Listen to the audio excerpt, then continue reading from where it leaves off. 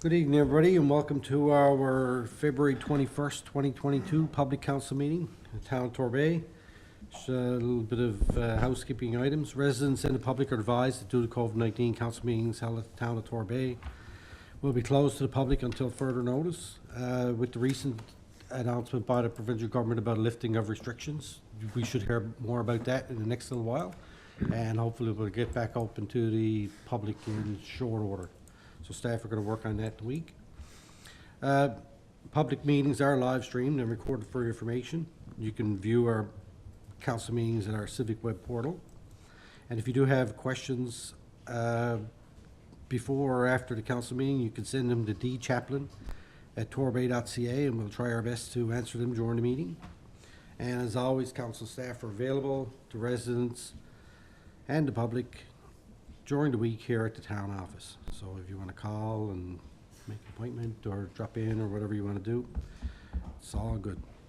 And all the agenda information will be published for the public information and viewing as per usual. Alrighty. So, new business. Councillor Tepper. Pass. Pass. Councillor Manning, pass. Pass. Councillor Pollard, pass. Councillor Appleby. Congratulations on FCM. Okay, Councillor Goss. Pass for me. Deputy Mayor. Pass. I got a couple of congrats and thanks. All right. There's no Q&A questions. Motion to adopt agenda as amended, please. So moved. Second. Moved, seconded. All in favor? Aye. Opposed? Carried. Thank you. Now, we have a set of public council minutes from February 7th, 2022. Can I get a motion to adopt those, please? So moved. Moved. Second. Seconded. Any errors or omissions?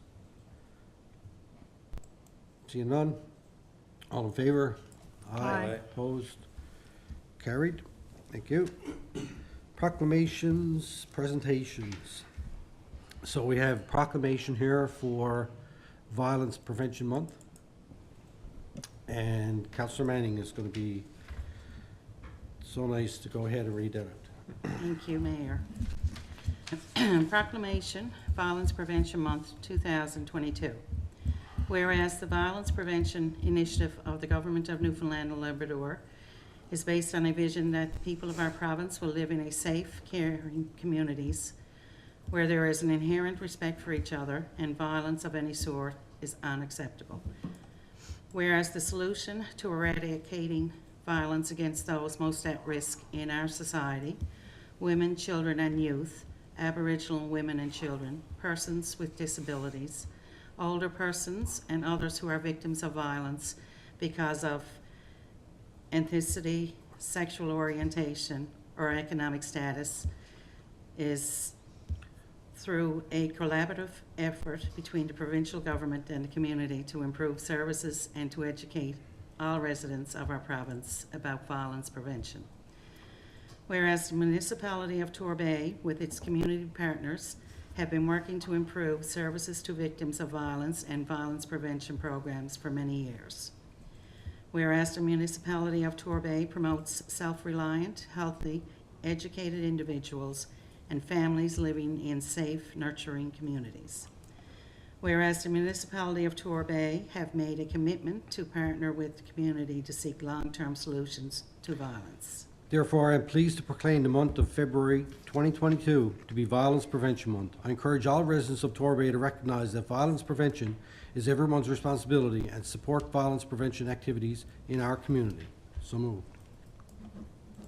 Comments? Oh, second? I'll second it. Seconded. Comments? Go ahead. Thank you, Your Worship. This one's of particular interest to me. I feel very strongly, and I bring that up every time we have this discussion around the table about making sure that there's safe environments for everybody to live in and to not have violence. Pardon? Can you move your microphone in a little bit? Yeah, absolutely.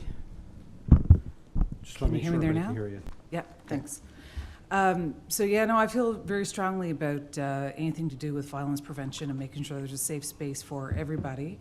I had the good fortune this past week to work with the CAMWELL program, which is a national program with FCM we had a technical working group meeting, and what that is, it's a national 3-year program that we're actually trying to help reduce gender-based violence across the country. So it's an honor to have the opportunity to work in that way, and I'm very proud that our town is participating in having this proclamation read this evening, but also to let everybody know that there is no place for violence in our community or in our country. And that's it for me. Thanks. Okay, thank you. Anyone else? I will say, I think that we have a particular light color that we like the town hall up for this one too, Don, I believe. We do? So if people notice that the lights will be on at the town hall of a certain shade, that usually it's because of one of these proclamations that we've passed here at the town, just to show our support in that way. All righty. All in favor? Aye. Opposed? Carried. Thank you. And we have another one here for AY Week proclamation. It's a little past, but I think it's important to do these anyway. So Councillor Goss has agreed to read this one out. Proclamation Allied Youth Week 2022, Stronger Together. Whereas Allied Youth is an organization for people grades 7 through 12. Whereas Allied Youth posts are in many communities throughout Newfoundland and Labrador. Whereas Allied Youth is celebrating their community and school involvement. Whereas Allied Youth encourages members to make choices that reflect a healthy lifestyle. Whereas Allied Youth encourages members to educate themselves on issues facing youth today. Whereas Allied Youth allows students to run their own posts and make decisions at the post level. Therefore, I declare that February 6th to February 12th, 2022 be Allied Youth Week in Torbay, Newfoundland. So moved. Seconded. Moved and seconded. Comments? Thanks. You know, the Allied Youth group here work awful hard. They have egg runs, they do great work in the school. They help young people build their self-confidence, learn about teamwork. They support a lot of our events, and it's always exciting to see them show up, especially when we have the haunted hike. I had the kids in there last week with the dogs for a walk, and all Jake could talk about was he couldn't wait to go back for the haunted hike. So I think it's important to recognize the work of these leaders. It's definitely important to recognize the commitment of Mr. Walter Hammond with the AY group and the role they have in our community. So with that, I just want to say thank you to them and all the leaders who've been a part of our community. There's lots of people here in the town that were through AY, and I believe you were a member as well, Mayor, who still find ways to contribute and be part of what happens in the community. Remember, Carrie Eustace was involved, and she was a part of the Time and Torbay Committee when I was involved with that. And some of the other members I know that are here, they're running multinational, businesses, and they live here in the town. So it's a fabulous program, great stuff they do, and thank you to everybody involved. Thanks. Well said. And to your point, yes, I was part of, I believe, the first AY post here in town of Torbay at our school at Holy Trinity, and it's probably 40 years ago now, but it did offer me a great opportunity to be able to participate, learn new things, and through that, I was able to attend. They used to have this International Student Leadership Institute, and they did these weekend retreats at Littledale College, out where the nurses' school used to be. And I was fortunate enough, I was able to attend that 3 years in a row, and I guess when you have to get chosen for that. So when you can put things like that, you're a member of AY and that you participate, it really helps in those endeavors if you choose to do that. So it teaches young people a lot about volunteering and how they can help their community, and they're very active, certainly with us, and they try and help out as much as they can. So it's really a pleasure to do this. Any other comment? Go ahead. I just want to Councillor echo Tapper. that as well, because, I've attended some events now that our council put off over in the Commons, and it's great to see the Allied youth there, It's all about youth. And I just wanted to, as our rep to the History House, for the young people to keep that in mind when that house opens or museum opens this summer or this spring. That'll be a great opportunity for volunteers, you know, and the younger people. We're going to try to get this great venue out into our schools. We want to do open and invite the youth people, no matter what age, to come up and have a look and get involved and learn about your history. We got a great history in Torbay, so the more that they know, the better for the future. Yep, excellent, thank you. Okay, all in favor? Aye. Aye. Opposed? Carried. Now, they didn't ask for pictures for those, and Ann and I did them before the meeting, so we wouldn't have to disrupt as we were along, so. Alrighty, so that's that. We have no Q&A. Mayor's report, I'll just be brief, I think. So on February 8th, I was lucky enough and my pleasure to do a couple of spots with NTV. One about the Valentine initiative that we did for residents of North Palm Manor, which went off really well, and it was a great bit of fun for me to do that. And also, myself and CEO did a couple of spots with Eddie Shearer and the weather up at the rink behind Torbay Common. And I guess it just worked out lucky that night, because I don't know that we've had weather to be able to use it since. So we were fortunate to be able to do that night, and it's really, you know, it's my pleasure always to, you know, provide the media with information about what's going on in Torbay, but in particular when there are good news stories, that's something that I enjoy even better. So, you know, we have to respond to everything, but it's nice when it's a uplifting or positive thing. So thank you for that. And then after that, on the 8th, myself and Councillor Tapper and Deputy Mayor and CEO met to talk about the Torbay 50th Celebration Committee and how we're going to move forward with that. And then we met yesterday with, I don't know, probably 10 or 11 of those people that put their names forward, just to do a meet and greet and a bit of a session to bounce ideas off each other. And it was very productive. And I know that the CAO reached back out to them today to thank them for showing up and providing their input. And we're looking forward to working with them as we move forward with our 50th celebrations throughout the year. What else did I do? On February 10th, I attended an update by M&L via Zoom on the regional government report or paper that was released probably 2 weeks ago now by the government, looking at regional government, and to get a rundown on how that's going to work, or it's proposed to work, and to provide, it's an opportunity to provide feedback and to see how it's going to affect us. So I would encourage anybody, you know, residents or members of council or staff or anybody, to take a look at that report, read through it, size it up, and we'll have a discussion about it at some point to see what do you think. How is it going to affect us? What opportunities are going to be there for us? I think that we have to look at it in a positive aspect. That it's not about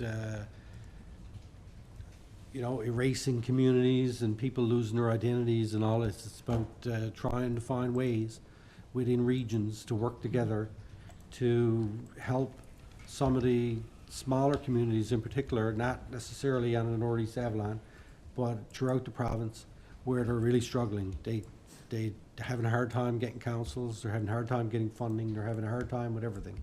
And I think that there's some good stuff in there. We'll see where it's going to go. The government still has to make a decision on it, but you know, it's out there, it's in the public, and anybody can go and take a look at it and pass along to us what you think, and your opinions. We're glad to hear it. On the 15th, I attended a portion of the Planning, Land Use and Development Committee meeting to get a rundown of some outstanding issues that we're trying to deal with and outstanding applications, and that was great. Thank you to everybody who attended that. The 19th, I guess that was Saturday, I hosted through Zoom again our quarterly Urban Municipalities Caucus meeting that I chair with M&L. And there was a lot of great topics on the agenda. I'm hoping to get a synopsis to provide to council. But one thing that did come up that I thought was very interesting is Tom Cooper, who's with Memorial. They are developing a program right now.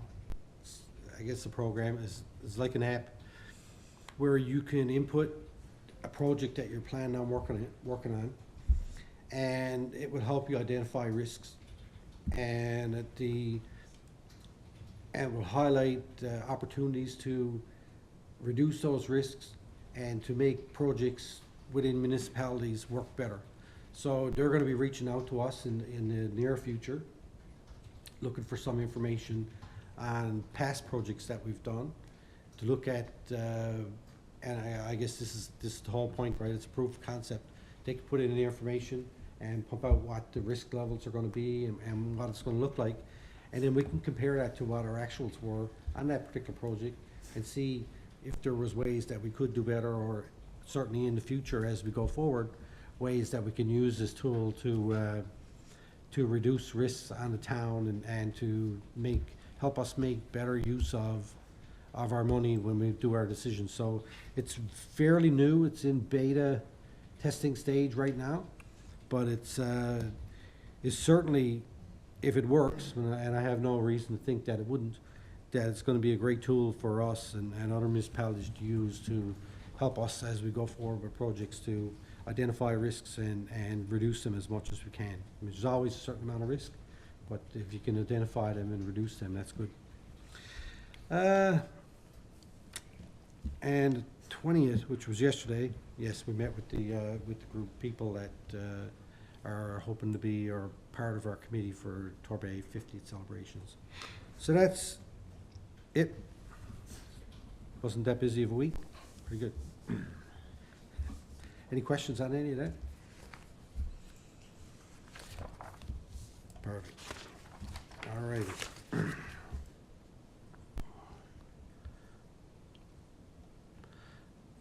Business arising for the minutes. Anything came up for the minutes? No? Okay. Correspondence. So we have a correspondence here from the Department of Municipal and Provincial Affairs Circular, a Joint Working Group on Regionalization Report and Recommendations. This is something I just alluded to, that we discussed certainly at our UMC meeting. So if anybody wants to see the link or to go and look at that report, in this correspondence that's on our website, there is the link there that you can go and view the full report and have a read if you're so inclined. Can I just make a comment on that? Yeah. I just wrote it down there. Might be worthwhile to have that sent out in a message on our social media, Yeah. that link, because it's just, I guess, anybody that's looking at it or downloading the packages. But if it's put on social media, the link, then whoever's in there would be able to Yeah. have Yeah, we a could do look that. at it. You could do that? Yeah, and I think that the government of Newfoundland and Labrador already shared it through their government webpage, so we could just take there and share it. Yes, and there. just put it in, yeah. Thanks. We have a letter here from YBC Development Limited, and that's been already forwarded on to Planning Committee. And we have another one here from Department of Municipal Affairs, Come Home Your Celebration Grant, which we were granted the amount of $1,924.81 that we will utilize as part of our Come Home Year Torbay 50 celebrations. Thank you to the government for that. Any questions or comments on any of those? No? Okay. Alrighty, moving right along. Committees of Council. Committee of the Whole, no report. Planning, Land Use Development, Deputy Mayor. Okay, we had our meeting on the 15th. We've only got the one motion here, and that's to accept permit listings for the week ending February 18th, 2022 as presented.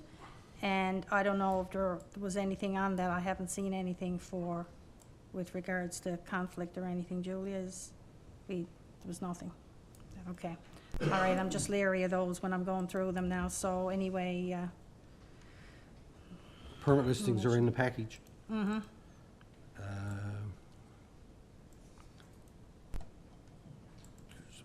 There's the one motions report just to accept the, yeah. That's it for Okay. motions, yeah. Yeah. Okay, All All right. So moved. Second. moved and seconded. Questions, comments? All in favor? Aye. Opposed? Carried. Okay, and the minutes are there. And just to note that we had our Zoom call on the 15th, that myself, I stepped out for items 1, 12A and B. Councillor Pollard stepped out for items 3 and 11, and Councillor Tapper was the alternate. I'm just wondering now if there's any questions or anything on that, because where I've got one of the items that I'm in conflict, there's no motions in there, so I'm assuming unless somebody got questions on one of those that noted with my, Yeah. Anybody have any questions on any items in the planning committee? I just have a comment. Go ahead. I just wanted to note for the record that I sent an email today asking about the item number 2 for 1235 Torbay Road. And it does state in here that we had directed Julia to encourage the, what was the word? The wording, to reconsider the withdrawal of the application. And I asked about that because that's not my recollection of what happened. I did get a response from the mayor and from Julia. Thank you. I really appreciate that. But I just want to be clear that I had questions about, you know, is that precedent I can't speak. Precedent setting. And also, is that something that we do for everybody? Because we do for one, we have to do for all. And I think that because there's been such significant public opposition to the file, I think that's something that I wanted to note, to let people know that when I read that, I had the concern, and I came back and I asked council. So I just want to say thank you to both of you for getting back to me today. It's appreciated. And we'll see where the file goes. So I'll leave it at that. And Thanks. I think to your point, that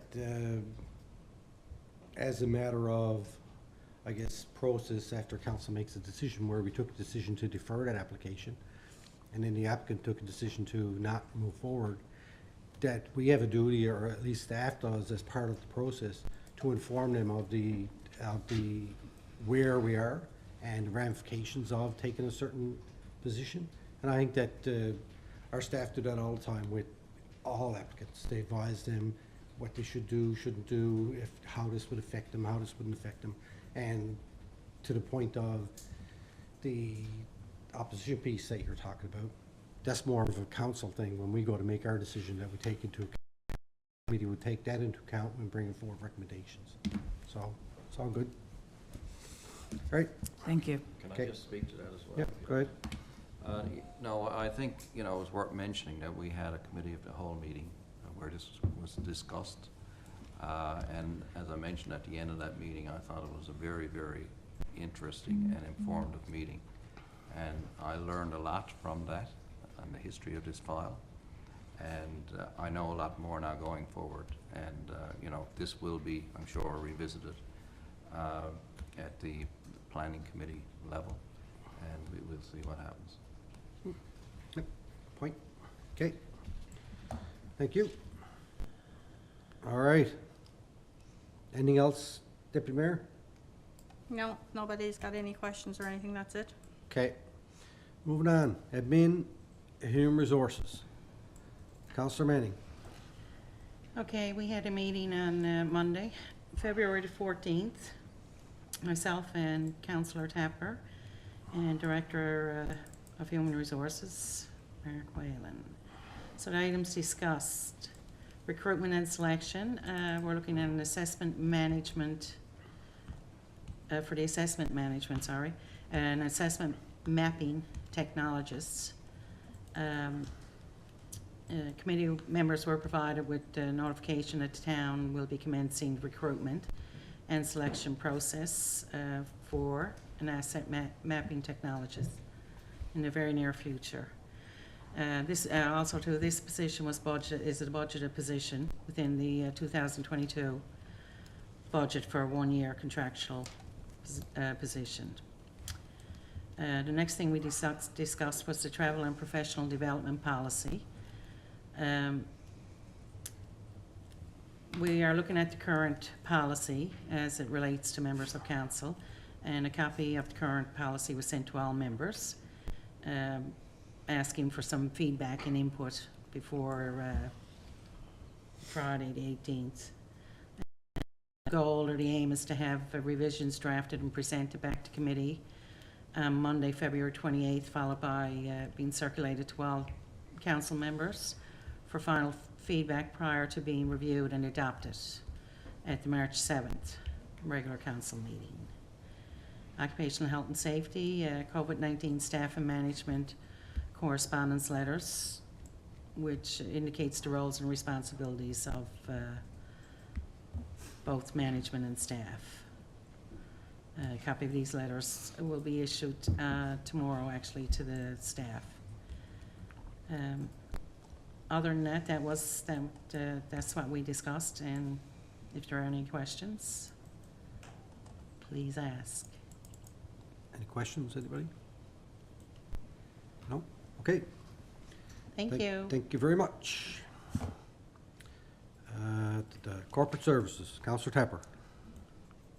Okay, we have several documents that we discussed at the committee level, and I want to go through our report for February 21st, 2022 meeting. The payroll, regular payroll for 39 employees for a 2-week period ended February 11th, 2022, totaled $107,093.83.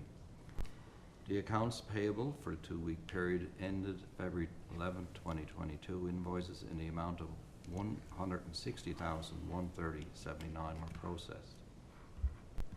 So we have 11 invoices under operating totaling $156,196.18 to be presented, and I will ask for approval. Invoice number 51229959, Action Car and Truck Accessories Inc., Safety Lights for Service Truck, $5,264.02. February 1st to 15, 2022, Receiver General, Employee Source Deductions, $37,685.80. Invoice 1512140, Narrow Marketing LP, Diesel, $7,483.10.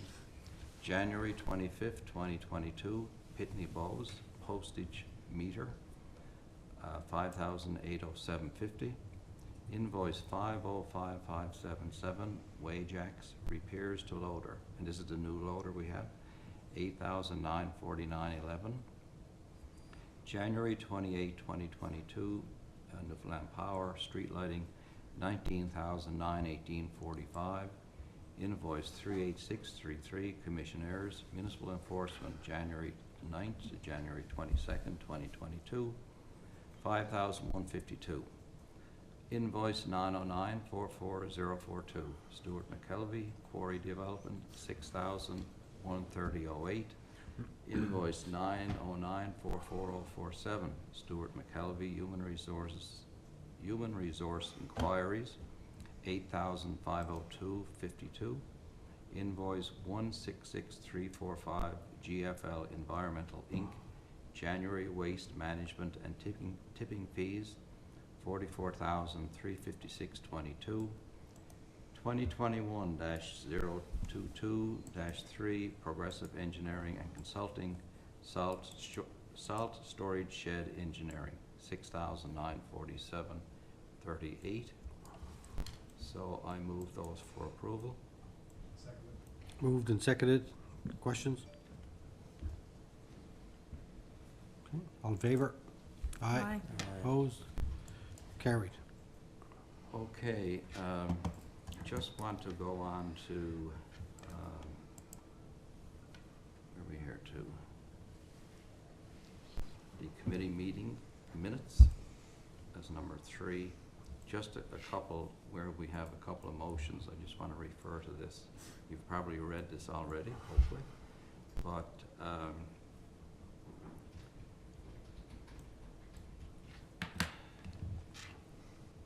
there is, let me see if I can find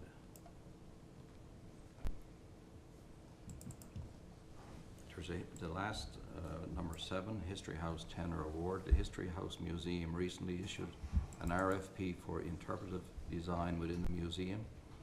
3 proposals were received. 1 was received after the submission deadline and was not opened. The 2 eligible proposals were received from Innovative NL and Museum Planners Group. The proposal of Innovative NL received a source of 81.8/100 with a cost of $100,538.88 inclusive of HST. The proposal from the Museum Partners Group or Planners Group received a score of 92.3/100 with a cost of $117,300 inclusive of HST. Both responses were within the allocated budget. The committee is recommending the awarding of the RFP to planners based on the overall total score. So if you go back to the motions, and that is document number 2, we have 2 motions. One is regarding the, number 1 is regarding a donation. So I moved the Corporate Service Committee, in accordance with the town's donation policy, recommends a donation of $200 to offset travel cost for Nicholas Codner to attend the 2022 Tim Hortons Briar in Lethbridge, Alberta. So moved. Seconded. Moved and seconded. Question? All in favor? Aye. Opposed? Carried. So the second motion related to the History House that I just went through. The Corporate Service Committee recommends the awarding of the History House Interpretive Design Tender to Museum Planners Group in the amount of $102,000 plus HST. So moved. Seconded. Moved and seconded. Questions? I've got one. Can you inform me of the scope of work for this to be over $100,000 plus HST? And the reason I'm asking, we have a project management group that's there. We paid $125,000 for them to oversee this. And we have a full-time staff person who's been hired now to work for the board to run the History House. Where is the need and what is the scope of work for this $100,000 plus contract that we have there? Do you mind providing some clarification on that for me? Thanks. Well, I'll refer to Norm as well, but from where I sit, some months ago, when the History House first, they hired an interpretive team to do this work on the exhibits, the interior exhibits, and it really didn't work out. So they walked away from the project actually in December. So then we had to go back and start over, and that's why this process is where it is now. So Norm, if you want to give some background on it as well. This group, they'll be developing the actual exhibits, including the furniture, backlighting, the whole works, bringing them down, installing them, sourcing materials, and basically developing the entire interior design space and display for the museum. And Museum Planners is even getting into interactive displays, like you'd see down at the rooms where you go around with your stick and it tells you about the exhibit. And their actual bid was phenomenal. I can forward a copy of their bid to all the council if you want. Thank you, Norm. That I really appreciate the clarification on that. It's just when you're looking at this and the costs that we've had with the project management and then the history of it, I think it's important that the public understand where that money is going. And if this is going to cover the cost of every single interactive and/or whichever exhibit that we're going to have there, is there and just because I'm curious, last question, Is this just the one set of exhibits so that if people come in, they walk through, what happens, what's dynamic, what changes, what makes it for the people in the community who come back and want to see the next thing? Like, is that a part of this, or is that something additional? I just want to understand those dynamics before we vote on that. Could you guys speak to that? In speaking with Noah, the exhibits are actually going to rotate, so people won't go in and see the same thing in January and go back in October, it's still the same exhibits. The plan is that there's so much stuff in these storage cases that it's going to be rotated through to keep it fresh and interactive for people every time they come in to see something new. And also, ACOA is sharing some of these expenses with us. There is ACOA funding to offset some of these costs. Awesome. So can you, just last question, what's the percentage on the dollar for that one? It's 40% ACOA funding. 40%. Awesome. Okay, so 40% of this is covered by ACOA and the rest of that cost is covered by the town. And it's all within budget as well, right? So Yeah. I think we're nearing the end finally, so. Yeah, But this will be, you know. perfect. Thank you. Appreciate it. All right, additional questions? I just, Uh, oh, sorry. Ward? If I can add one thing there, Norm, we're getting the HST back on a segment of that too, are we not? Yes, we are. We get back a refundable portion of the HST. Thank you. Deputy Mayor? I'm just thinking even the fact that, because it says in here plus the HST, and I think, like I mentioned it before, I think it's really important to have any amount that's truly the town's portion versus if there's funding in there from another source, such as this one with ACOA, that be mentioned in there. Getting back to Councillor Appleby's comment, because that makes a big difference when you're looking at this, if a portion of it is coming from a funding source, and as well as the HST coming back, because I mean, that's $17,000 or $15,000 that looks like we're paying, but we're not. Yeah. Mayor, could I just add, the Director of Corporate Services is actually working on project page updates, which will be included in the council package as well and posted to our website, so Yeah. residents will see See that. scope of work, expenditures, motions, and breakdown of funding, whether it's town or which level of government. Yeah, I think that'll be good. Yeah, that's a good point, and I think that's good to provide in the background information. I don't know that we want to clog our motions up with all that stuff, though. Yeah, but Right, it's we'd good like- to have yeah. it, so for, No, I agree. Just to add to, this is basically replacing the contract from previous that was approved by council back in, I think it was last June or July. And like I say, the contractor couldn't fulfill their agreement, so they had to pull away, so this is replacing that contractor. All right, any additional questions, comments? All in favor? Aye, opposed? Carried. So the remaining documents, and I'll just go down, and again, you might have gone through them, committee went through each of those documents and had questions to Norm, but the number 5 invoices processed January 29th to February 11th. Number 6 invoices over 5,000, January 29th to February 11th. Are there any questions on any of those? I'm sure that you read them before you went to bed last night, but a lot of numbers. I may have already called Norm today and asked him about a few of them. All good. No, I'm good.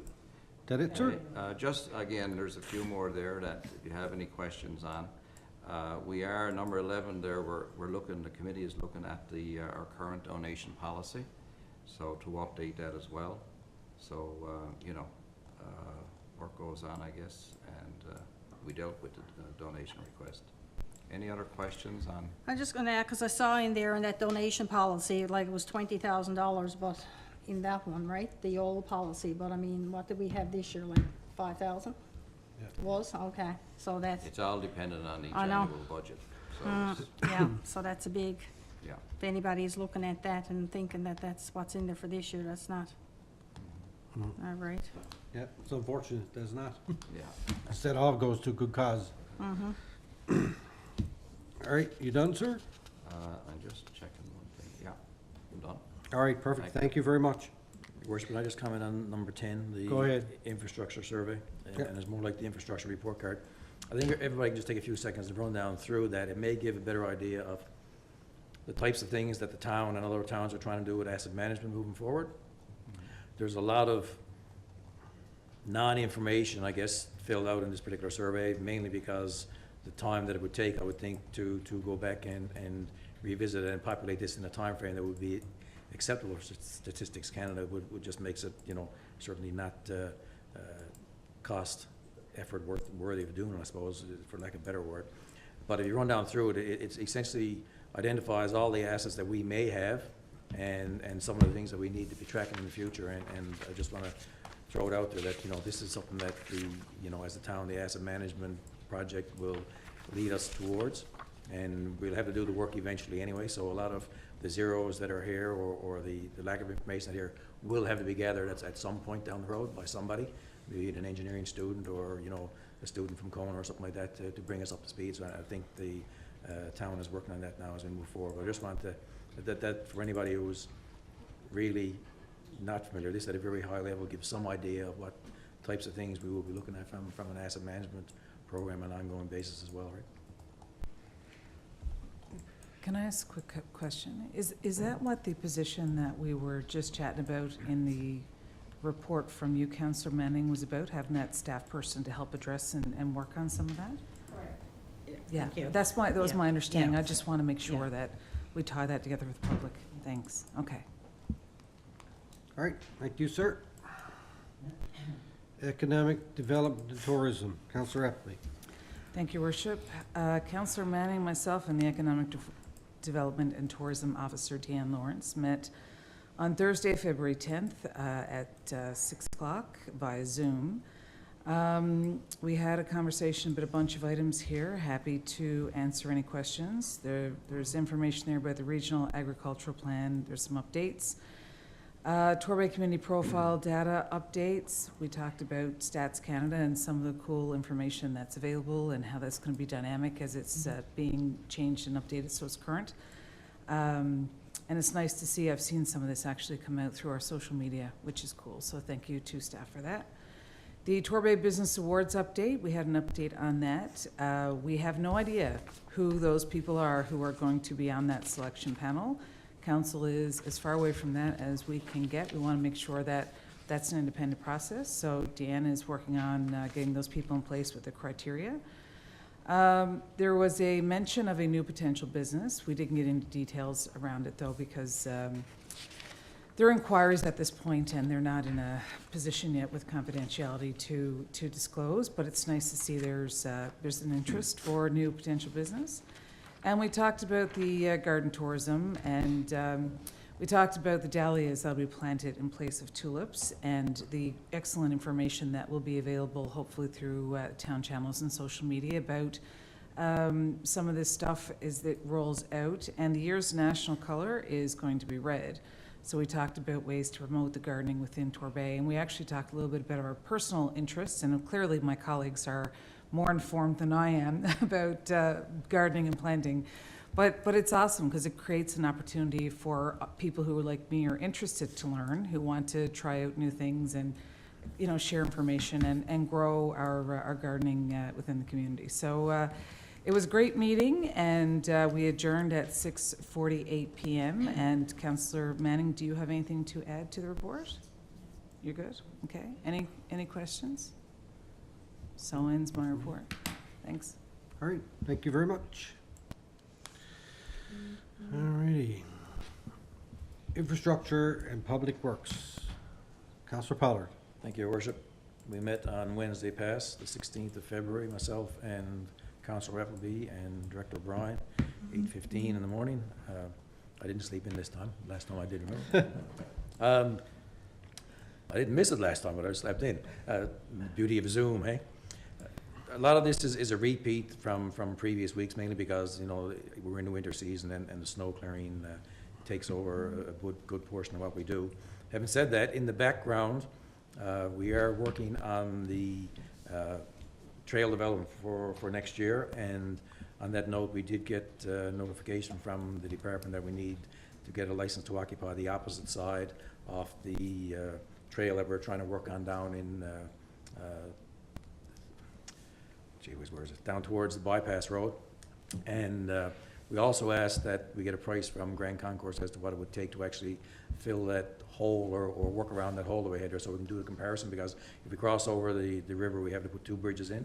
So we are working on that, and hopefully we'll have that information done in plenty of time to know how we're going to continue with that trail, in addition to the Western Island Pond Trail and the one up towards Eagle's Nest.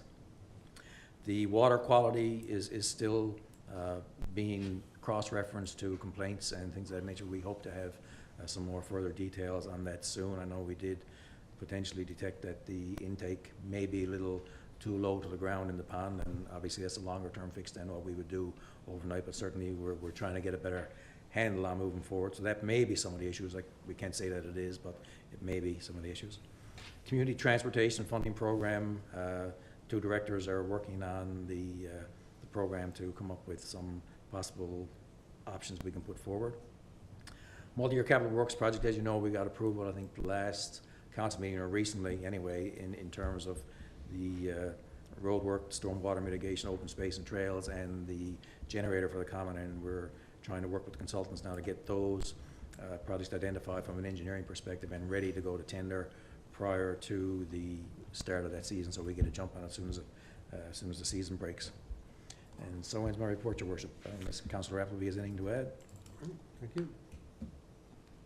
Any questions? Go ahead, Councillor Tabor. Just one, the Great Pond Water Study. Can you remind me again when that is due, please?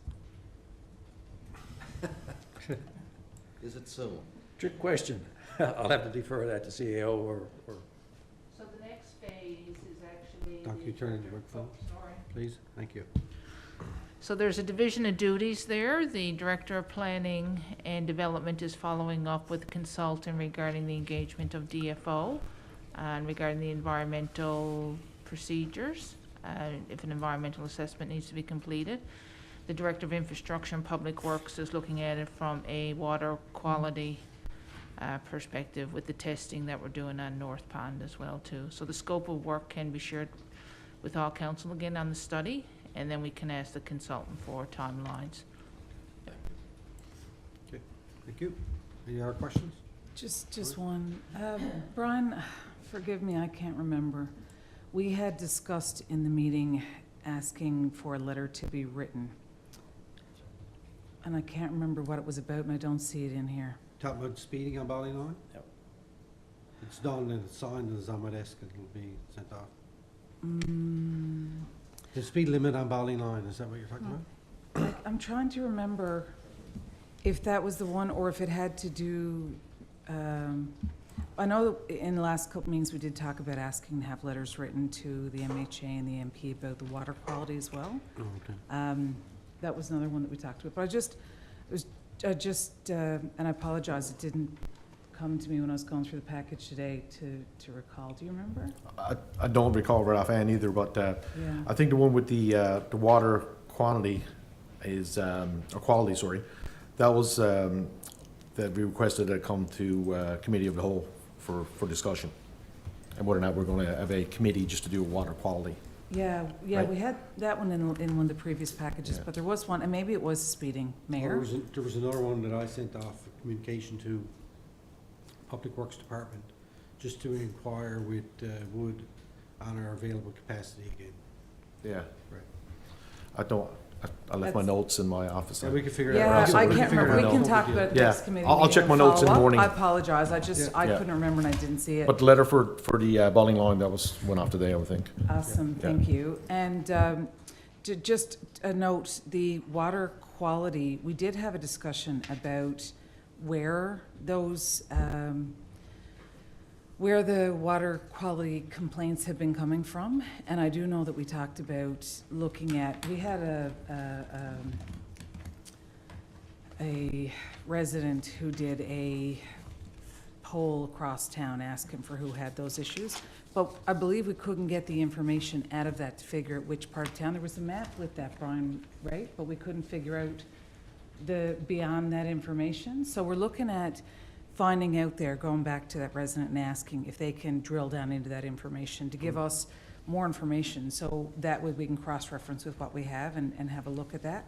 So that's another piece. We are looking at where the pipe is as well. And the amounts of screens that were on the system, we also talked about that. The other thing is there was a question, the email was sent to me actually about the speed calming. And one of the things in there as well that the resident was looking for was information about how we decided where to place those speed bumps. There were some concerns about that. So Brian's gonna follow up and have a chat with him about that. And the last thing was the multi-year capital works project. Some of that stuff, when we talked about it in the meeting, the understanding was that for some of those, we would have to use engineers and maybe to see if we could rejig that and look at that another way around to see if we could have that cost savings and figure out how we utilize that. Can you speak to that a little bit, Brian? Because I think it's a really important thing as far as making residents understand the fact that we're trying to get the best bang for our buck and how we utilize that, and we'll see where that goes. Do you mind touching on that? Certainly. Yeah, so what Councillor Appleby is referring to here is, when it comes to multi-year capital works projects, we're required to put our RFPs for consultants. And when you look at things like road work, you definitely need a consultant involved because there's a lot of design and engineering work that goes into that stuff. But when it comes to trails, a trail, we've got a standard that we got set, and we know where we want to put them to, and that's already laid out on maps and already agreed to and everything.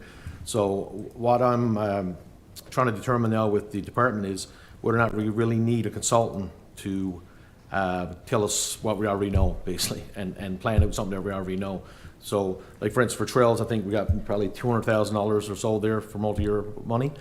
If you look at that and you're going to get a consultant involved, right off the bat, you're going to spend upwards of probably $20,000, $30,000, $40,000 on consultants, right? So that's kilometers of trail that you can't build. So we're trying to drill down and look at the Procurement Act to see where we can, where there's ways to not advocate consultants.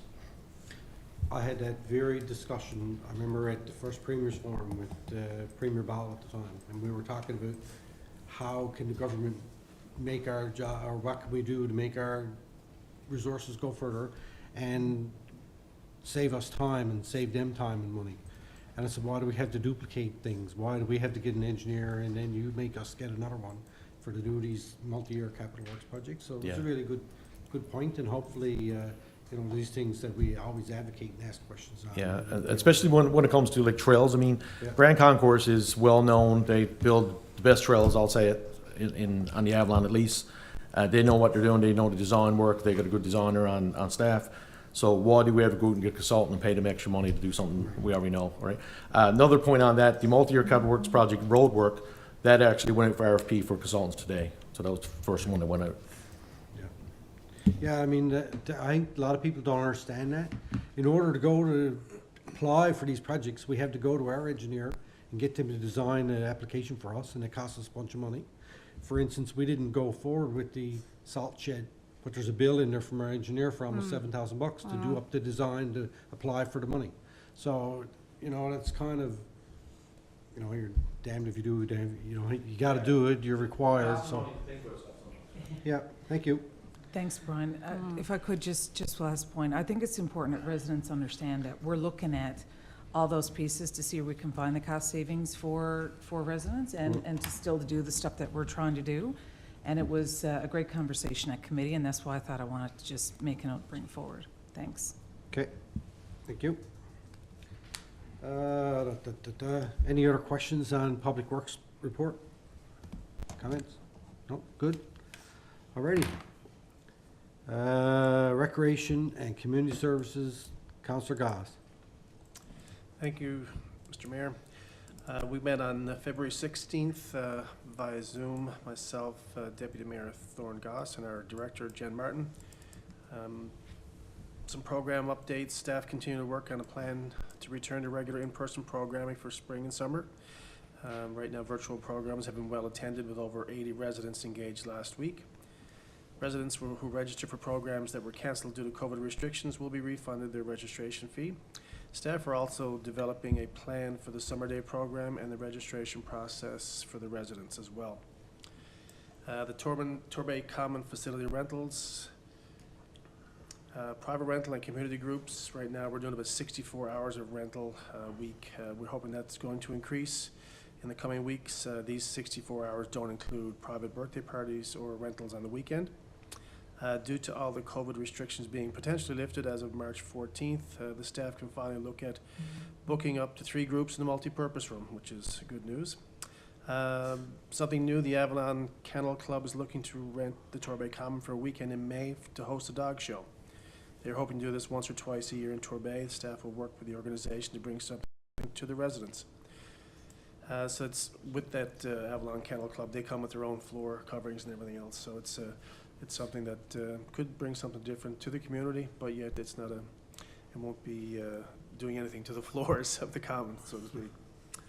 Also, the director will be applying for the 2022 Green Team funding in hopes of supporting continued enhancement for the community gardens. We reviewed the draft design for the remaining signage required for the common. Also, the department will discuss potential partnership with the Torbay Folk Arts to ensure they have a facility to offer various programming to residents.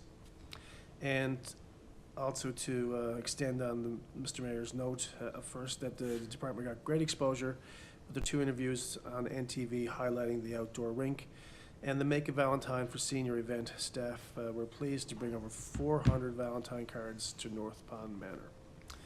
So that was a lovely gesture, and I'm glad it was well received. Our next meeting is March 2nd, 2022. I'm not sure if Deputy Mayor Thorne-Goss has anything to order. No, that's it. And so ends All my right, report. any questions, anybody?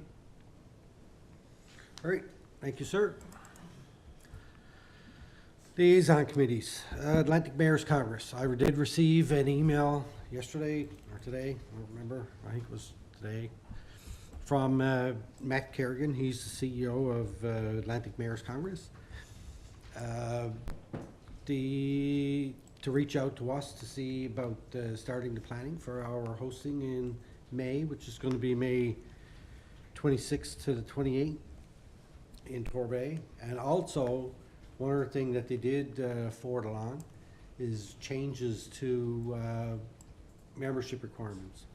So traditionally, or I guess since they started, the membership requirement typically was you had to be a municipality of 10,000 or more to be a member. And we've been pretty much a member of that since the start, haven't we now, I think, at that time. And certainly we weren't 10,000, so I know Portrait Cove St. Philip's is also a member, and St. John's and Mount Pearl. So what they did was they sent us basically a membership invite letter. So I'm gonna forward that on to I think my UMC colleagues, our UMC towns in the province that are of the larger ones, and see if they're interested in joining or at least coming to the meeting in Torbay as a observer. I think that's how they do it first. You come and you observe, and then they offer membership if you're so required. So we're in the midst of that, and that's a terrific organization, and they actually laid out in the letter, I'll share that with council when I get a chance to, I'll add it to the next council package, the initiatives that they've taken on and worked on. So it's pretty good. It's a nice added voice to the voice that we have and that we use through MNL to communicate. When you add an extra couple of million people to your advocacy through the Atlantic region, that helps sometimes when you're doing things. History House Museum, Councillor Tepper. Okay, there's a memorandum there from the museum manager as a council update. Just going through it quickly. History House exhibits and interpretation, we just discussed that with the motions. But a few other things, quote for office and programming furniture are due February 28th. Quotes for IT infrastructure and equipment have been requested and are expected by February 25th. Final recommendation for procurement and implementation of a museum asset and records management system will be ready by March 7th. A quote from the town's alarm system provider has been received for the installation of an intrusion alarm system. Quotes have been requested from coffee and beverage service providers for hospitality service for History House. Website design and content development are in preparation and will begin soon. So there's some grants to speak to. We received the following grants were successful. The Museum Assistance Program Reopening Fund for Heritage Organizations, $5,000 was approved. And I think the mayor mentioned the Municipal Come Home Year Celebration Grant, 2022, 1,924.81 was successful as well. And there's other grants in preparation. Canada Culture Spaces Fund, Cultural Economic Development Program, Heritage Operational Funding, and the Cultural Economic Development Program, Heritage Publications. And another couple, the Summer Employment Program is due early May, and the Museum Assistance Program for digitalization. This is a big one, 100,000, is due September the 1st, 2022. Volunteer recruitment. History House is collaborating with the Director of Human Resources to develop a volunteer policy for the town of Torbay. Recruitment for History House volunteers will begin in March with the following positions open for applications: museum docent, how you pronounce that, archivist/librarian, museum cataloger, arts and culture facilitator, and horticulturalist. So National Heritage Week is from February 21st to the 27th, and the History House will be promoting Torbay's history as well as our grand opening this spring. Social media posts and short video of the story of John Nutt and the history of piracy in Torbay. So the board of directors, unfortunately, we had 2 members. They did resign, and but hopefully it is over an issue of insurance, liability insurance for the whole board. But these 2 members have indicated that they will return once that insurance is in place. So hopefully that won't have any disruption. Our next board meeting is actually tomorrow evening, February 22nd at 7 p.m. Any questions or comments? I'm glad to hear that the 2 members of the board who have resigned are interested to return, and if there's an insurance issue. And you know, having insurance as a volunteer is something that's very important to me. I refuse to volunteer in any capacity that's not insured. I've spent time working with the Community Sector Council, and I don't understand that everybody always understands the liabilities that can be in place if you don't have insurance for the volunteer work that you do. So thank you for the clarification on that one. I do have a question about the volunteer recruitment. It says here that the Director of Human Resources is working to develop a volunteer policy for the town of Torbay. And I'm curious to know, is that a volunteer policy across the community, or is it a volunteer policy for just the History House? And the following positions that are laid out there, I'm just curious, do they have a job description of what the duties will be, what's required? Have we looked at insurance for those? And I just want to note that Noah is a employee of the board, and to be working with us to do a volunteer policy for across the town, I'm just trying to understand that dynamic a bit, because I would totally understand if the policy that we're talking about, you know, we've got Mark supporting a policy for the History House and its board and job descriptions and making sure all that work is done for that makes sense to me. I'm not sure, because the way this reads to me is that we're looking at asking an employee of that board to work with our HR person to do a volunteer policy for the town of Torbay. So just looking for some clarification on that for the public. So if yourself or Don or whoever wants to speak to that would be great. Or Mark, yeah, please. Yeah, I can Thanks. speak to it. So yeah, Noah approached me about creating a volunteer policy for the Torbay History House Museum. So he came to me looking for support from I guess a procedural perspective on what should be and shouldn't be included in the policy. So we've had a couple of sessions where we're looking at the drafting of a policy, and through those discussions, it was asked, and we would need to get clarification, I guess, at this point on whether or not we would look to adopt it as a company-wide, including the town of Torbay volunteer policy, or if we would just keep it specific to the Torbay History House Museum. So right now, like I say, we're in the draft mode of that policy. So if we have discussions with the CAO or with the Administration and Resources Committee, and we determine or deem it's only applicable to the Torbay History House Museum, we can go in that direction. So maybe it's a little bit misleading in the notes there, but we would look to, if it's something that we want to apply across the entire organization, we would look to do that, and if we can't. Thank you, Mark. I just went, like you said, when I read that, I had questions, I wasn't sure, and it didn't really make sense to me for the way that it was worded, but I really do appreciate the clarification that this request was to have a volunteer policy for the History House. Yeah.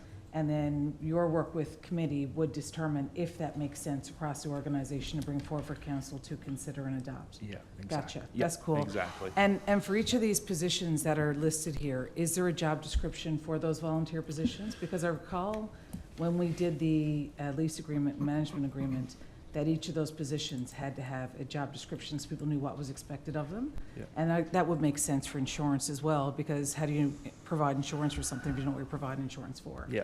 So can you just clarify on that? Or maybe, Yeah. Councillor, if you could take it back to Noah and then I will, yeah. let us I'm know? sure he started drafting, Yeah, knowing Noah, but Yeah. I'll ask him tomorrow night. perfect. Yeah. And I can allude to that, because when I met with him, he understands that in order to, recruit or hire for any volunteer positions, we would need a job description in order to, determine the most suitable candidate. So Absolutely. he's got some experience and some information on those positions and the ability to craft and create job descriptions. He has the information. Yeah. And I guess as HR director, I offered my assistance if he needed some help in crafting those or ensuring that they're, above board, I guess, and appropriate when we do put out a posting for a volunteer position. So, Awesome. yeah. Thank you. Appreciate it. Thanks, guys. Okay, Any Right. other questions? thank you. Any other questions? Good, thank you, sir. Thank you. All right, next one, intergovernmental affairs. So I got a couple things. So I did reach out to Canada Post after Councillor Tepper mentioned to me last week about resident inquiring whether they were going to add more community mailboxes around town, that people don't have to go to the new location if they don't want to. And I did reference, I emailed them, and I referenced meeting notes that we had from back in 2021, February, I think, that we did ask that question of them during that meeting. So they forwarded on to, they did respond right away and forwarded on to another person to have a look at. But they also told me, and we could probably reach back out to that particular resident that you told me about, they do have a program where if you have mobility issues or for whatever reason you can't get to that location, they can offer, or there's a program where they offer a once a week home delivery of your mail so that you don't have to go there. So they're gonna look at the additional community mailbox, and they asked me how much inquiries that we were getting, how many inquiries, and I said, well, that's kind of, we haven't really gone out soliciting any information from people. You would probably have a better idea on your Yeah, own exactly. from the The other way around. location, right? Yeah. And, but we did have one particular one from a resident who does have mobility issues. And that might be a solution for them to go and get their mail delivered right to their house, Good. right? So I'll follow up to I gave tomorrow. you- Yeah, I gave you the name, so, Yeah, okay. Maybe I'll give them a call tomorrow and tell them about it. yeah, All right. thanks. So we'll hear back from them if they plan to do any additional community mailboxes around the town. At the time when we asked about it back in 2021, their plan was not to do that unless it was deemed necessary. They were gonna add more mailboxes to that location was their plan at the time. Maybe we can put something out to the residents, Yeah. asking, there could be others in that same predicament, right, so. Right, you know. yeah, okay, we can do that. Mayor, can I Makes ask a sense. question about intergovernmental affairs? Yeah. We had that letter from a resident last package about the building over there, the old post office. Right, And the ask was if we would write a letter to the Already did MP it. about that. Did we ever do that? I'm just following up to see what, I did it. I didn't write a letter, but I did send him a email communication Yeah, to the person who's responsible for that building at Canada Post. right, And I think I updated last council meeting about this, that they got back to me yeah, and actually said that the specific questions I asked them was, would they ever consider just turning that building over to another government entity like a municipality, us, or to a community organization? And they came back very plainly and said no, that they would not consider that the building will go up for sale through a public sale process that they do. And at that time, they said it was likely several months before, they were doing some environmental studies on it, and it'd be several months before it would go up for sale. But then they contacted me again, I think it was last week, and said that there was a change in events and that the building was going up for sale last week. Now, I don't know if it did or not. I didn't really go and inquire on it, but that's kind of where that was. yeah. The question I think that I was asking though was, I remember you telling us about speaking with the staff person, the bureaucrat. What I'm curious is if we could send a letter to the MP asking about that, because that was the question that was in the letter, if we could send a letter to the MP about Right. that building. And the other thing I think that I'd like to ask, because I think at the time when the letter came in, it was referred to planning, and we did have a conversation about, you know, the hill and the view and preserving that for the community.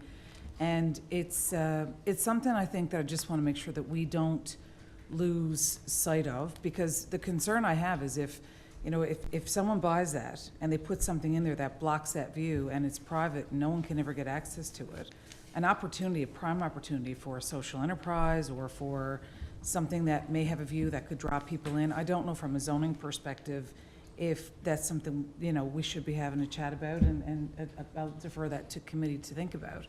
But, it's a commercial use that's there now, and the concern that I have is if something were to go there and it would block that view, and then it's just like the rest of the street where no one else gets to enjoy it. It's, I think that the resident concern here is about making sure that it's not lost to the community. And and I think the reason for asking for the MP letter was to see if the MP would have any ability to have any sway in that role. So I'll leave it with you guys. I just wanted to follow up on it because I think it's important for us to think about what could happen if it is up for sale, if it is tendered out, and what that could mean for the community and the loss of, we have such a beautiful hill, coastline, views. It's a major draw for tourism. Is there something that could make sense to go there? I know out around the southern shore, there's a little place when you go out there, you can hike the East Coast Trail, you can come off the trail, you can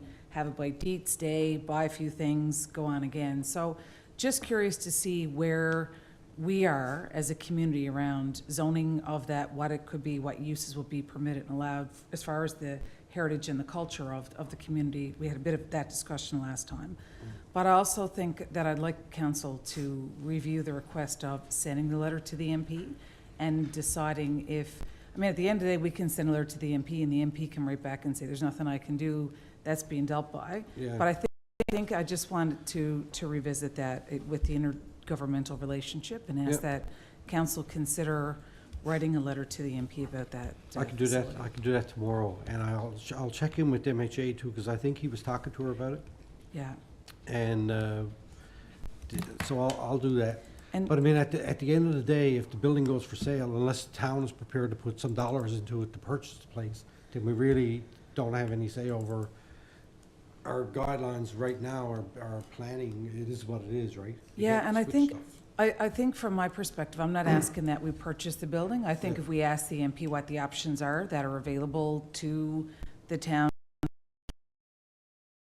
maybe it's a conversation around zoning. Do we keep it as a commercial site? And what goes there would be something that, would, I can't recall in that letter if there was a reference to some combination with the monument, the War Memorial Monument. So I don't know if there's, a discussion with the Legion. Would they have an interest in it? I don't have answers. I think what I'm asking though is that we consider just asking what options are available And then, not maybe just for us, but across the board and see where to from there. Yeah, I can do that. I can even call her tomorrow, or I'll send her a letter, certainly on behalf of council, ask what the options are for that. I pretty much know what they are, but Yeah. it doesn't hurt to follow up, Thank and you. I'll do that. Appreciate it. Can I just add to that? Yep. No, in the conversation, when I brought this up as well, I compared it to the situation with the church when they were going to Right. put everything on the for sale block, right? Yeah. Especially the prayer garden, right in the middle of the, so, again, we jumped on it and we said we'll have a go at proclaiming it a heritage zone or whatever. And I look at it again, you can tie the monument into it, that whole area and the view of the whole works. To me, it's a heritage zone, Right. I'm not sure how they acquired that property in the first place, but, maybe that's worth researching. Yeah, But, I think if we could go down that same road and proclaim it something heritage, then, instead of seeing a two-story whatever, or go there, we might have some control over it, Yeah. but right now we don't. I guess we'll have to ask those questions about what is it can we do? Yeah. Because if that goes on the market, if that went on the market last week, as a building in a commercial zone specific way, I don't think it'd be very good for us to try and change the zoning on it, you know what I mean? Like, probably be big trouble there, but. Anyway, we can always check and see what the options are. Yeah, I think it's just last point, if we could ask her what options are available from the MP, but also if we could ask the planning department, to follow up in tandem and review what options are available. And I agree with you 100%. I think that as a heritage destination, what one resident told me, they said the very first place that their partner took them when they came to Torbay was the post office, and it's got such a sentimental value for them. And for many people, I know that view out the harbor has got sentimental value. So I think I'm not saying that we take a decision on, where to. I just think we should look at those options and make sure we're doing the best thing that's in favor for the community. And I'll leave it there. And I agree with you. I think that's very as well, important. We should, put our foot down right now and say, okay, this is what we're looking at. And we have a concern as to what may go there, And to potential buyers, if they know that, then at least we could work with them, who they are, whatever, just to at least get some idea what they've got in mind to how to develop that property. It's a mixed zone, and I think most of what will go there is gonna be discretionary use anyway, so we'll have certainly some control over it. Yeah. All right, thank you. Where am I to? Be off track. CEO and I had a email from GoBus that there's a customer here in town, right? We were gonna follow back up with it. So I just wanted to let you know that we did have a communication from people in that GoBus that there is a customer here and that they're changing some rules around how they operate. So we haven't really got much information back from them yet, but once we get it, we'll give an update on it. I just wanted to let you know that. I did have a conversation with Mayor McDonald. We're going to get together and have a quick meeting. She wants to talk about the fish fertilizer plates in off Valley Line. So we're hoping to get together probably this week and have a chat about that. So after I do that, I'll update everybody. So that's that. Jack Byrne. Nothing to report, Your Worship. Okay, and I didn't single out one of you guys, either one. Can I raise a point about the Jack Byrne? Just so our members know, I received a phone call from a concerned resident today who's involved with the high school hockey team. And the concern was that they're concerned that COVID may shut them down and the children's families have to pay for the ice time if COVID shuts it down.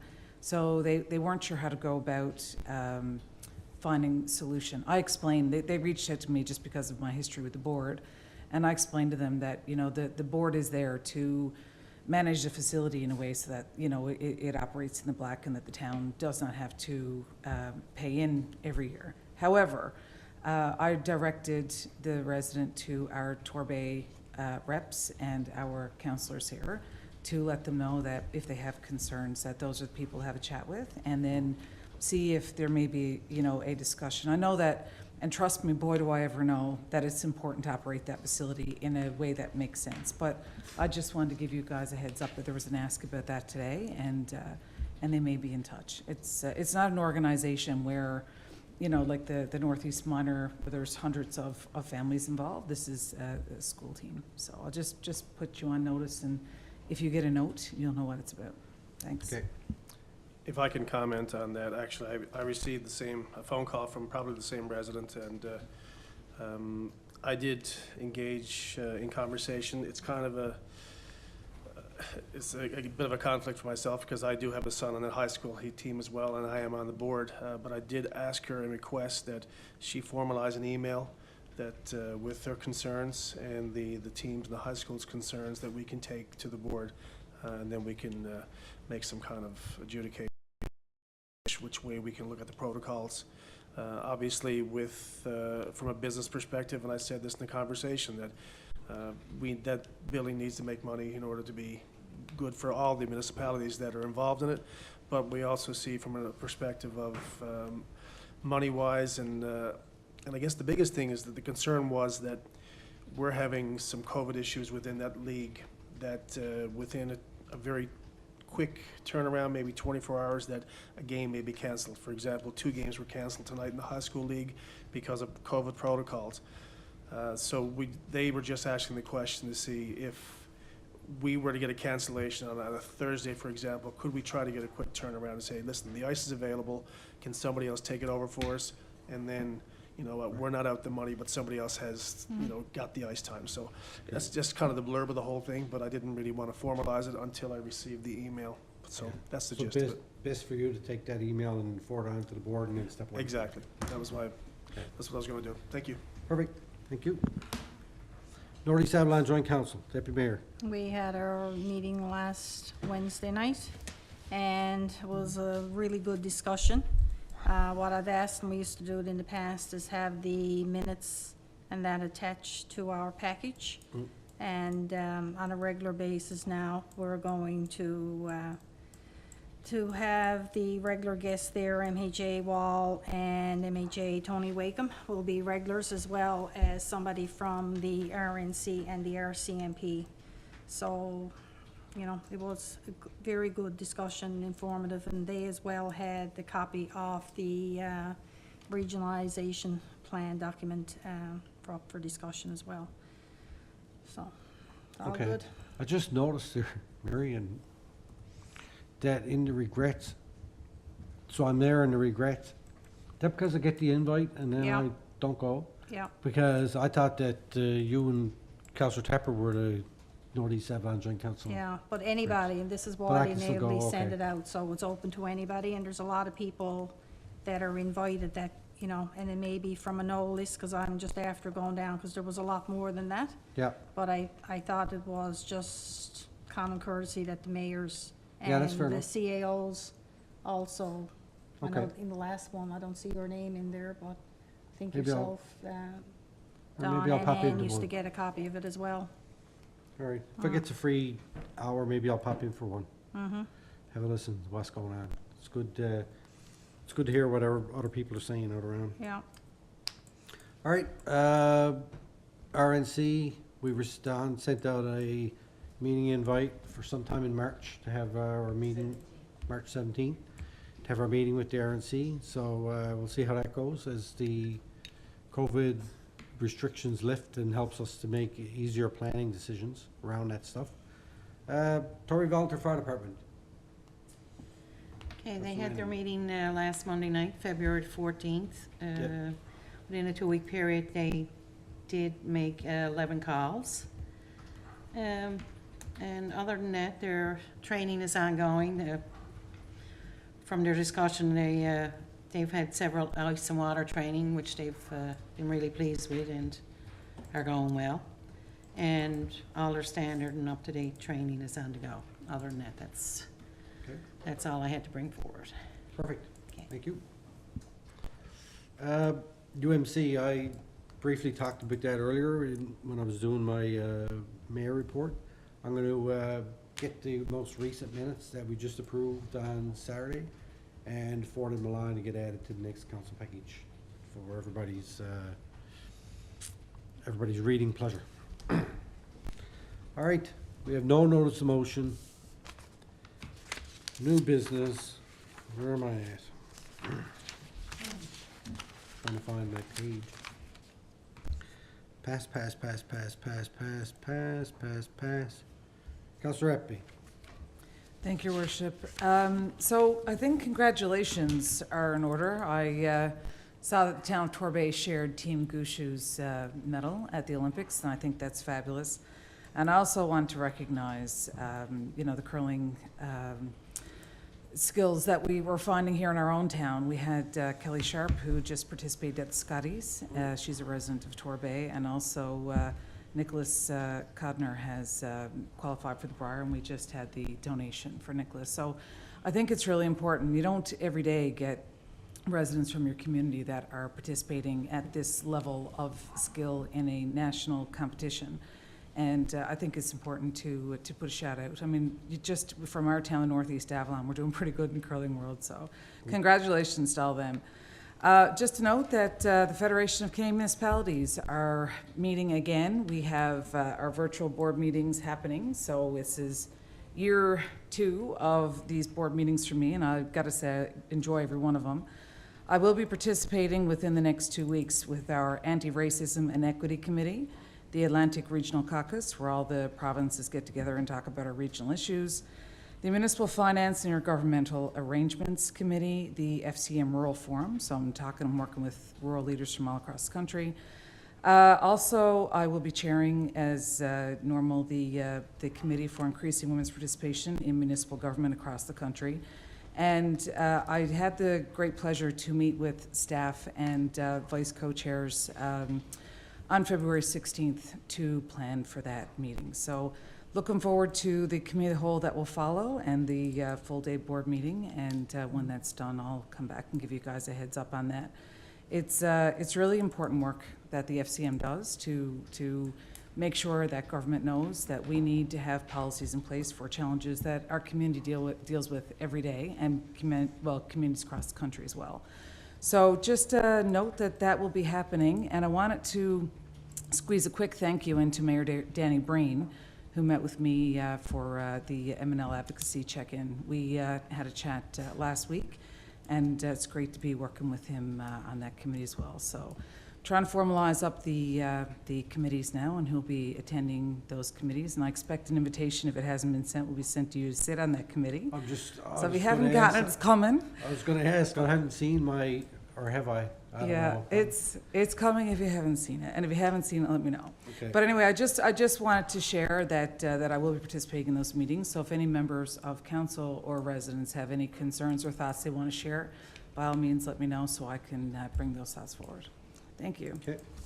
All right, I got a couple things. I'll try and go through them as quickly as I can, but I think they're pretty cool and important. First, I miss Tracy Nichols, who works with Corporate Services in our February birthdays there, which wasn't on my list, so happy birthday, Tracy. I want to say congratulations to Team Young, who just won the Newfoundland Tankard. Nathan lives out here off, I think, Robin Place, Pine Ridge. And I was fortunate enough last year, even during the COVID, I did a little interview with him. It was pretty cool when he came back from the World Juniors. He had won the World Junior mixed doubles. So he's going off now to the Briar in Lethbridge, Alberta. And Nicholas Codner, who plays for Team Perry, which is another team that we sponsor. So we sponsor Team Young and Team Perry, and Nicholas played third or second with Team Young in the Tankard. He played 3 games and helped him go 9-0 through the Tankard. So tremendous young curlers here. And just to prove how young they are, both Team Perry and Team Young are going to be participating in the Provincial Juniors Under 21 Championships starting this week. So not only are they going to the Briar as I don't even know if they're gonna be allowed to go into Briar Patch, they're all that young. So it's really promising for curling and for Newfoundland Labrador, and plus for Town of Torbay. It's really exciting. And it's nice to see when they have their uniforms on, the little Town of Torbay logo on their shirt. So, you know, it's, they wear that proudly, and they communicate with us all the time. Hey, Don, I got an email there that I'm gonna read out now in the Q&A session. I would remind everybody that February is Heritage Month, and we talked about a bit of that around the heritage stuff, and it's also Black History Month. So, yeah, you know, we're never too old to learn something. So take those things, and there's lots of information out there now. Go on and have a learn and read and read up on our history of our country and our province and our town, and you know, you're all the better for it. All right. Q&A. So mention that now with the Q&A, and I received this email while the meeting was on from Nathan Young, the skip of Team Young, and I'm just going to read it out quickly for council so that you're all aware. So he ethemailed myself and Don. He said, with great excitement and pride that I write to you today to tell you that Team Young has won the Newfoundland Tankard and is heading to the Tim Hortons Briar in Lethbridge, Alberta on March 2nd. Please accept our heartfelt thanks and appreciation for your contribution to our team this year. We couldn't have accomplished this without your support. Your sponsorship has funded out-of-province spiels, regular sports psychology sessions, physical conditioning programs, and equipment, which has all played a huge role in us achieving this success. Throughout the live stream Tankard, we gave sponsor shout-outs as much as possible. However, as per Curling Canada regulations, there are no logos permitted on provincial team attire at the Briar. Please know that we promote you as often as possible, and our local team jackets with your logo have gotten lots of attention. Our coach, Jeff Thomas, is returning today from his Olympic experience in Beijing with Team Guizhou. With his expertise, our determination, work ethic, and your support, we know we will have lots more to celebrate in the future. This week, we play our under-21 playdowns for a chance to go to the Junior Nationals in Stratford, Ontario at the end of March. We fully intend to win our first national title there and represent Canada at the World Juniors in 2023. Dates to be determined. Again, our most humble thanks to you for joining our team. We hope to continue making you a proud member of our team in the years to come. Team Young. I thought that was very nice and great to be able to read out and share with council and share with residents that, you know, we get these donation requests that come in from different teams and different organizations. And this just goes to show that, you know, those are important to those groups that get them. And it's important that we continue to do those type of things. It's a big thing for our community. So congratulations, Nathan. Thank you for the email. And I'll be looking forward to watching you at the Briar. I was watching them on Facebook Live through the Tankers and trying to cheer them on as much as I could, but there's lots going on. So congratulations to them. And good luck also to Tim Perry in the provincial men's juniors. I think that's it. No additional questions came in, eh, Don? Oh yeah, hang on. No, did not. Perfect. Our next public council meeting is March 7th, 2022, here at the Torbay Town Hall Council Chambers. And with that, I would entertain a motion to adjourn, please. So moved. Moved. Second. Seconded. All in favor? Aye. Opposed? Carried.